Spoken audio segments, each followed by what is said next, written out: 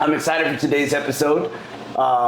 Today we're going to be talking about a little bit of bodybuilding and an experience that is quite life-changing in regards to it's inexplainable. It's exactly inexplainable to exactly what we're going to talk about. But first off, you got two trainers in the house. Jaime The Lifter, you want to present yourself, brother?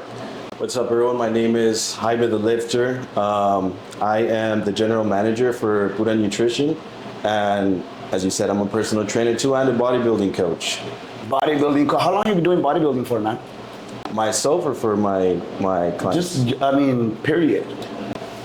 I've been close to the bodybuilding industry since I was very little because my aunt Isabel, she's the one that would compete when I was little. And I remember just being at the house and she would walk in all tanned, all dark looking, everything. And I was like, Tia, why do you look so dark?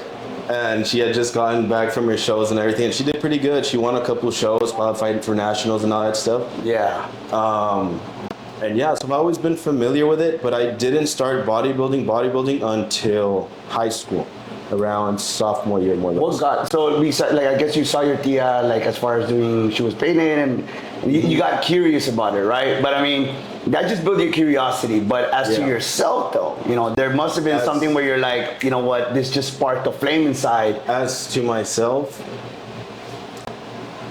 I used to always be the skinny guy. Dude, tell me about it. I know exactly that feeling. You're the guy who's picked last. They picked the homie that's a little more built, or he's all swagged up, and it hits your insecurities, Yeah, man. So I was always the skinny. I was the skinny kid. So I would weigh. I wasn't that bad, but like 115, 120-ish. So I was on, and being 5'8.5", 5'9". So I was on the slimmer side, and you can see some pictures on my social media where I'm just a stick, bro. Yeah.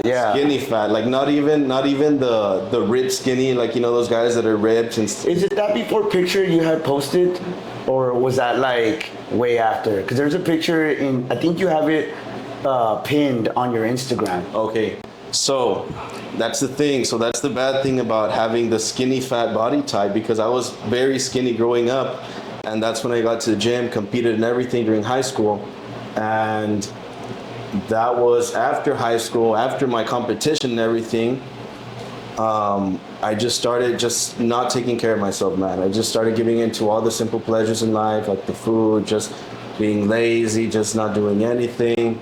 And what age are we talking about here? I was around 19.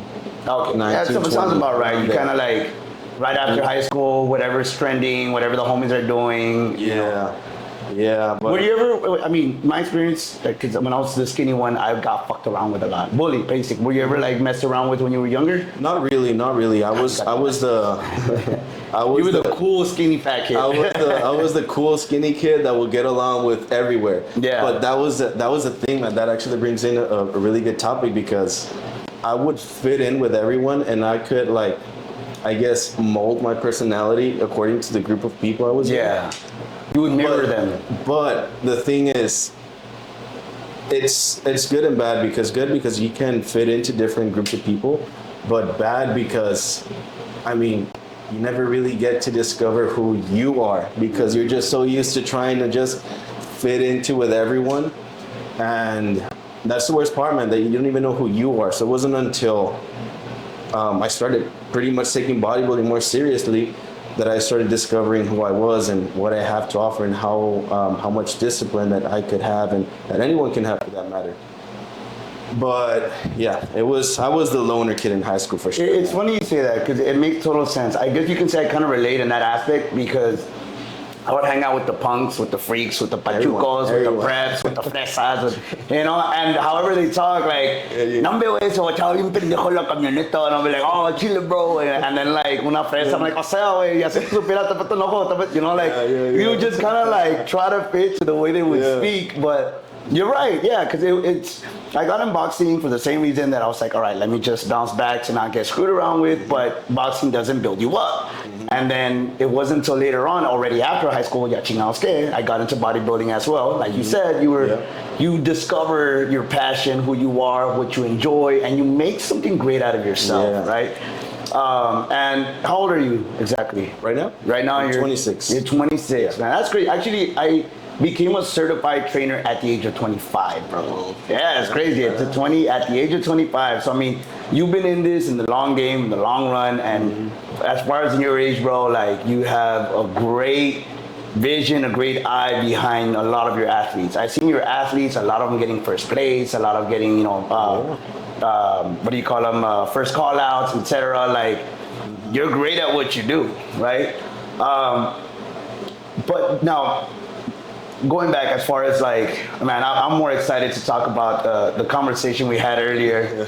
You guys, I really want y'all to tune in exactly what's going on. I don't know if you saw yesterday's live video that I had made when I was really talking about your ego, about me becoming a bigger believer.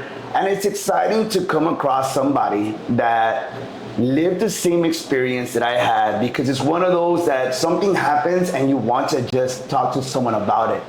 You know, and there are those who I did it with. I mean, it was cool because I mean, it's like a master teacher like taking care of you to do your thing, but it's kind of like a student talking with a student. We're like, bro. So today's real episode is more about you guys. Is you get to meet Jaime The Lifter, great bodybuilder, great coach. Great coach. Where can they find you on Instagram, real quick, just before we get into it? You can find me on Jaime The Lifter. Jaime The Lifter, right on Instagram. Badass. So basically today's episode, guys, is going to be interesting. Somewhere you're going to be like, wait, what? You did that, etc. If you ever looked into it, it's called DMT. And if you've seen Joe Rogan talk about it, Tony Robbins talk about it, Mike Tyson talk about it, they've all done it. And anyone who's ever done it has their own personal experience. Before I explain mine, because I know when I came in the shop earlier today and I'm like, bro, I did something this weekend. Hey, bro, I did something. The moment I'm like, I did DMT, you're like, what the fuck? Like, I don't think I've ever seen you smile so big, like, or excited to just talk about something. Then he was trying to tell me about how it went out, like, no. Yeah, hold it on for the episode. Hold it for the episode. So again, guys, it's exciting in regards of today.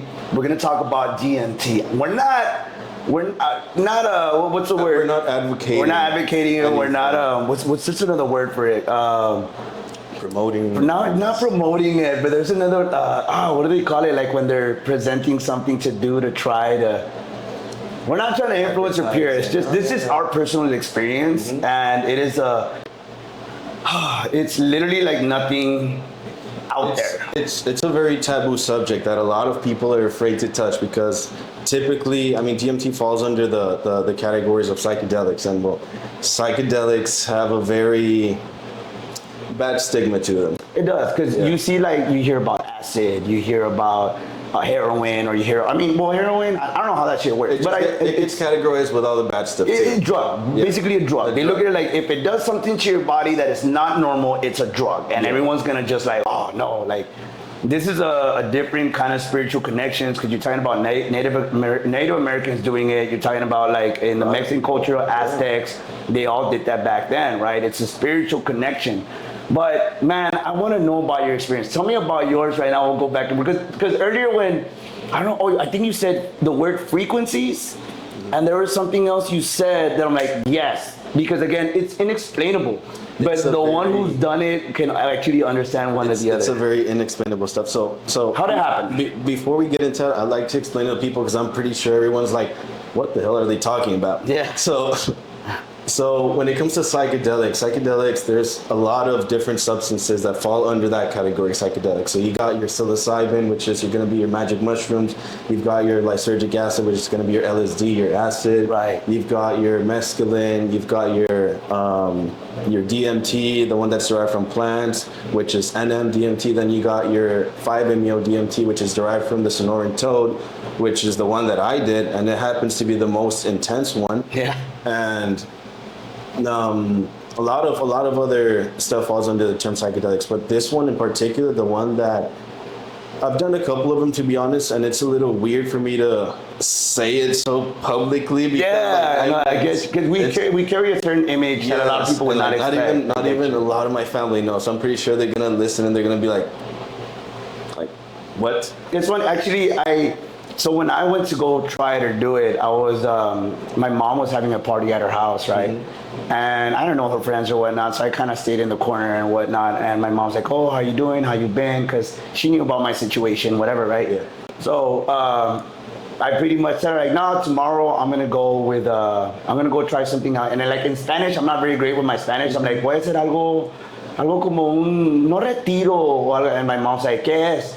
Es algo donde me voy a conectar con el espíritu, o sea, vamos a ir como algo con Dios, algo de afuera. And then my mom's like, so ¿con qué religión? No, it's not religion. She's like, no, pues, entonces, ¿de qué es? And then my dad would be like, oh, they're going to put you under hypnosis. No, it's not hypnosis.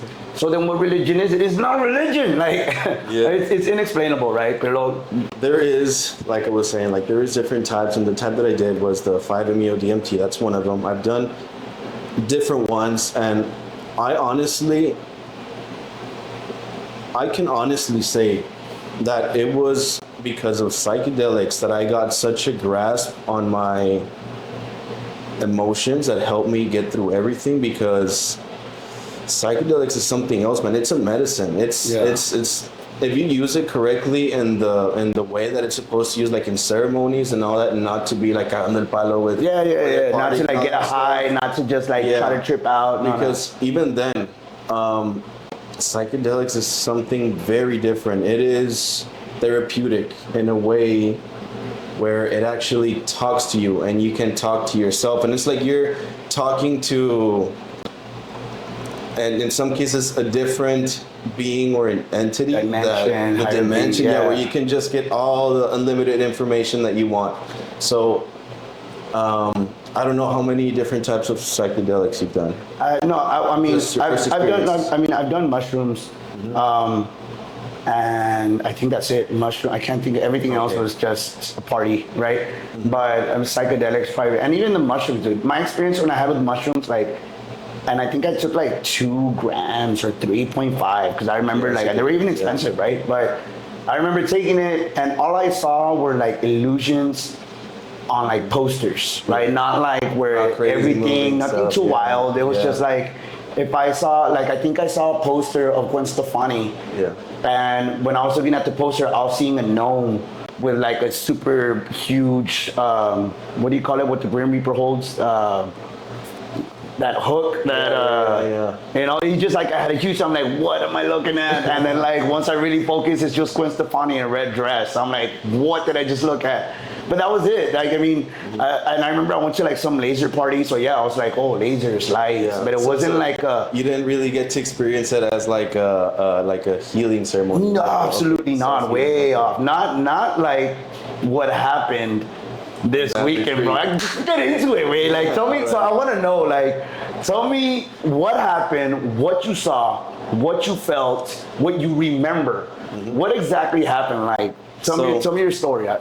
So I'm a big believer that when the time is right, psychedelics find you. It is exactly. So you don't go out looking. I mean, you can look for them, but I was never ever trying to get into. So I was never like, okay, I wonder who has some. And I was calling people. I was like, hey, do you have some? Do you have some? No. Yeah. I just started getting into them, and it caught my curiosity, and I started educating myself on them. So even way before I did it, I was already somewhat educated on what they did and how they worked. And they just appear out of nowhere. Like, people just show up. Oh, I happen to have some. Do you want some? Or do you? Or I know this person that does them. Would you like to go? Yeah. And it's like, I mean, I guess they're looking for you. And that's something that the shaman that went to it's not even a shaman. He's it's crazy, but he is a pastor that comes down. Yeah. You know, he's in the Christian religion that comes down and uses this medicine as a way to connect with God. Right. So he makes it into this like healing ceremony where you can go see all your traumas, see all the stuff that's you can't move forward with your life because of those traumas and all that stuff. Right. It helps you to revisit those memories and to heal and all that stuff. So it was a very interesting experience. So when I got offered it, it just happened out of nowhere. I got this phone call like, hey, this guy is coming down. Do you want to do this? And I remember asking like, what are we doing exactly? Oh, it's called the Bufo. And Bufo is what they call the Sonoran Toad. And I was like, I remember just my heart bracing because I already know what it was about. And I've heard all these crazy stories on Joe Rogan and all these people taking it. So I was like, oh my God, like, I don't know if I'm ready, but okay. So I ended up doing it. So I get to the place where we're doing this, and it was a group of different people. It was like 5, 6 other people. And they had set up everything very, very nice. It was like they had put like cobijas on the floor, like pillows, and everything was very comfortable. The lights were dim. It smelled really good. They had put like music, ceremony music. So the energy, it's just without even doing anything, just by walking into the place, it felt like a very calming energy, which is actually very important for anyone that wants to do this and have a good experience, that your setting is good to go. Right. So this experience, I was nervous. I remember I got there and I was shaking. And they would ask me like, are you okay? And I'm like, no, I'm about to do a freaking 5-MeO DMT. I'm about to do Bufo. And they're like, but I mean, it's nothing for you to be scared of. And I was like, yes, there is, because it's a very, very, very intense experience. You can't put it into words. And I didn't even get to do the full dose, because typically what people say is you have to take 3 big inhales of the medicine. And I only got to 1.5. So with that being said, okay, I'm gonna fast forward the story a little bit. So we were sitting down and they were asking, okay, who wants to go first? And I was like, no, not me. So then they look at me like, you're going first. I'm like, oh, I guess. Okay, let's get it over with. So I sit down, and then the guy that came down from Mexico, he sits down. He's like, okay, I need you to, we both sat down Indian style on the floor facing each other. He gets the medicine, he puts it in this little device that you use to, inhale it out of. So I remember he turned on the lighter, he heated up the device, and I remember right then my heart was just racing so fast, or without even doing it, I was like, okay, don't think about it, just go in for it.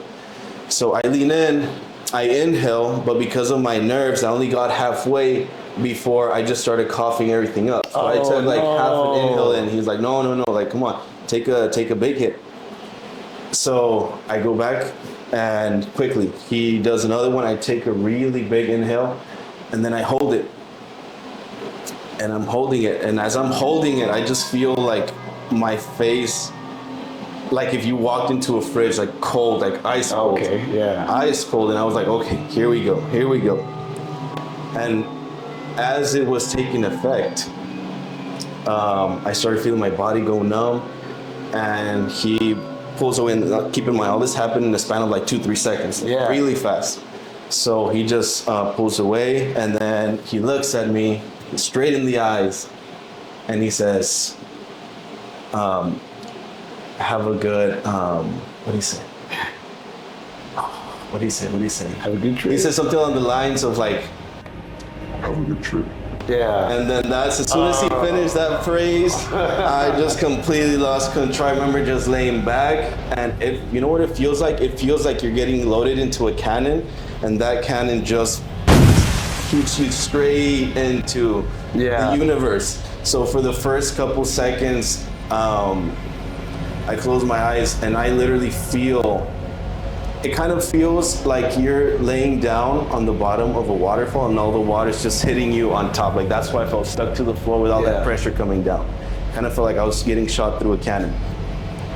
So then I remember that as that was happening, I was like, okay, here's the famous tunnel that they talk about. You're gonna go through this tunnel. And it's weird because people say, oh, it's just drugs that everyone's gonna have their own unique experience, which is true, But what's very weird is that a lot of people also report having similar stories. Like a lot of people report that tunnel feeling. A lot of people report that breakthrough feeling. Right. Like it can almost, go on. it can almost be mapped.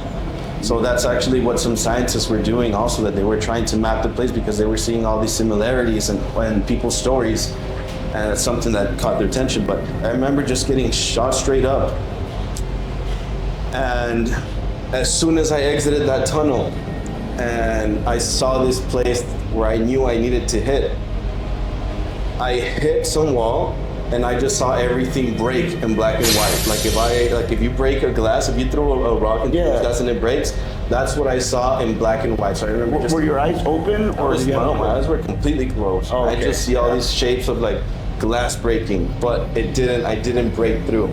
So I remember going and then I hit it right at the top, but I hit it so hard that I broke it, but not enough to get me through where I needed to be. So I'm guessing that's what I needed from that, first inhale that I didn't get to do it. Oh, okay. But even then, even while I was up there, you still have a very profound experience. And it was, I remember at the time I was having some difficulties and with different people. So as I was there, I was feeling all this pressure and all this energy. I wasn't just this place full of energy. And all these people just came into the picture still. And it was very weird. Like people you know, or like people that I was having not issues with, but that I just wanted some sort of peace. Yeah. Like I was looking for answers. And it's like this medicine, like especially when it comes to psychedelics, like they know exactly what is wrong. You don't have to think, it just gives it to you. Sometimes you go into a ceremony thinking, okay, I want to fix this, but then once you get there, they're like, no, the real issue is something else that you don't even know about. And until after, you're like, oh, shoot, like it does connect with everything else. Yeah. So it takes you to the root issue. But I remember just coming down and I kept thinking of these people and it showed me all my wrongdoings on how I was hurting them as well and everything. So it was a very humbling. Oh wow! Dude, it was a very humbling experience because I was like, no, like these people, I'm having issues and this and that. But that's the beauty of this medicine, that it actually teaches you. So I remember seeing these people and it started telling me, and I started feeling this like sense of like, hey, like you're messing up here too. I was like, what? Me? And that's when I started coming down. And as I was coming down, it was just a scary coming down, where it feels like you're falling through some black hole. But I still kept the feeling of these people there. And as I was going down, everything started turning more into peace. It kind of felt like, hey, it's okay. Everything's going to be okay though. Like, don't worry about it. Like, they kind of tell you where you're messing up, if you're messing up, but then they also tell you like, hey, it's okay, like don't worry, like you got this. It's just a matter of, getting back to your body, right, and fixing on what we've told you to do. So it's a very interesting. So I remember that's when I'm laying down, and then I open my eyes. I'm like, oh, like shoot, that's right, I'm on Earth. Like, okay, I'm still here. Yeah. And afterwards, you just feel your body completely heavy and you're just so relaxed. And it's like all the stress in your body is just like zero. Like all your body just feels, you just feel. Yeah, light. You feel light. Like, like so light. It's not heavy, just light. Unexplainable lightness. Like every stress out of every cell in your body has just been removed. And what did you get out of that? Like, what did you take from that experience? From like, once you came back, the experience, the people you saw, everything you felt, everything you visualized, and like within your spiritual world, mind, going to the different dimension or so, like, what message did you pick up from that experience? So here's the weird part. It didn't happen that same night. I mean, it did expose me to it, but it actually keeps working as the days go by. Like the second day, third day, and your brain is still just processing like, what the hell just happened the other day? And I would sit down and think, maybe they had a point about me being some sort of way too. Maybe they had a point that I'm being too quick to point fingers, but I'm not really looking at myself and being like, okay, but what are you doing? And I guess that would be one of the messages that, the biggest message that I got from it. It's like, okay, don't be quick to point fingers, but like, where are you messing up too, bro? And it was just a very humbling experience. And like I said, that wasn't my first experience. And to be honest, I didn't find it as profound as other things, as like psilocybin, for example, because it happened so fast. Like, yeah, I made it sound like you've been there for what, like hours and hours, but it just happens in a span of 10, 15 minutes at the most. It's 10, 15 minutes, Yeah. and it feels like it was 10 seconds. No, it feels like a freaking lifetime, bro. Also, like you lose a sense of time. You lose a sense of time, I guess, because my thought was that it's one of those where like you're back and you're like, what the. I mean, at least mine, I'm fresh out of it, right? Yeah, I mean, yeah. almost a week into it, but everything did feel like it happened so fast. When you're in the moment, when you are living in like that's when it's like, dude, stop, and that no, you're going deeper and deeper. They did mention as far as that, like before when I got into it, when I did it, they told me like first they messed around with me. They're like, yeah, like 1 out of 10 people, they don't make it, they die, right? But don't worry, you're barely our second one, so we're not at number 10 yet. I'm like, dude, don't tell me that, like when I'm about to, like go into another dimension, but they were just messing with me, right? But I do remember, like, there was a part where I was freaking out, dude, and what they told me, like, it made so much sense, like, and like you said earlier, you don't look for it. No, it finds you. Like, and this is where like I became a huge believer on fate, man. Because here's the thing, like, I'm not gonna get super detailed into it, but I myself was going in through some particular life crisis where it's just like everything was just going sideways for me, right? And usually when things get hectic, things get like heavy, and anxiety gets the best of you, and you just don't know what to think, you don't know where to act, just so many things, and typically when that happens, we'll try to step out of our routine, right? So like I myself, I have my own gym, right? And a lot of the times I've been training here for some time. I have Legacy right down the corner, but you know what, like, I need a distraction. I can't be here. It's nothing wrong with the gym. I just need something different. I need need to get out of your usual. Exactly. And even before that, like there was, I always pray to God every night. I always pray to him every night, but just like anybody else would be like, well, what made God, and why are humans so special? And you would just question it. I know he's there, I know he's real, but you just had that like, I don't know, like I'm Catholic, but like I can see why an atheist would think otherwise or whatever, right? Yeah. But regardless, I always pray to him because I've always, I'm a believer.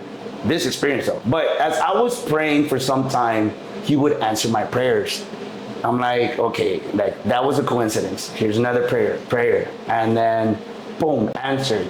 Again, not the answer I wanted, but the answer I needed, right? And God tends to work in mysterious ways. Yeah, He does. So I would pray, and I would pray. I would tell God, I want to go that way. Show me how to go over there. And God's like, nope, you're going over there. I'm like, but I want to go over there. He's like, nope, you're going over there. Like, so I'm like, all right, like I have to trust His plans. But like you said earlier, like it finds you. So So this is where it's like, I keep saying the word coincidence when it's not coincidence. It's not a thing.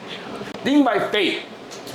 So when I went to Legacy, I bumped into a friend of mine, and my friend was pretty much like a friend who I haven't seen over a year, right? And normally when I go to the gym, I'm the guy that like, I'll see you, we'll talk about like 30 seconds, and I see you at the gym.